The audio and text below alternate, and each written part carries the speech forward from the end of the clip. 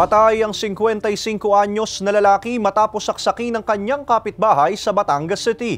Tutukan yan sa report ni Denise Abante. Duguan at wala ng buhay na nakahandusay sa gilid ng kanyang bahay ang 55 anyos na kontraktor ng matagpuan ng mga otoridad mag-aalas 11 ng umaga kahapon. May tama ng saksak sa kaliwang dibdib ang biktima matapos siyang saksakin ng kanyang 32 anyos na kapitbahay. Sa investigasyon ng pulisya, ang dating alitan ng dalawa at ang pagsusunog umano ng mga tuyong damo at basura malapit sa kable ng kuryente ang pinag-ugatan ng krimen. Ayon umano sa ilang saksi, nakita pa nila ang biktimang naglalakad-lakad sa kanilang bahay gabi noong linggo, kaya nagtaka silang bangkay na nang makita nila ito. Base po sa deklarasyon nga po ng ating suspect na na-interview ko din kahapon na sanay na daw po yung kapitbahay na sila ay minsan ay hindi nagkakaunawaan. Nasaksak po niya.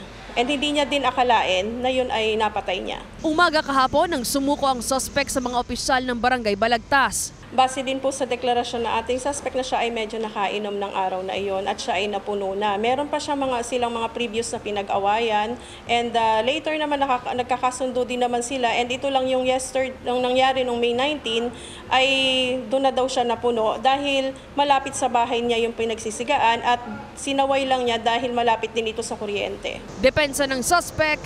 Sinaksak po. Gawa po nung sinasaway ko lang naman po siya doon sa tungkol sa pagsisilab. Nagalit po siya sa akin, sinuntok niya ako.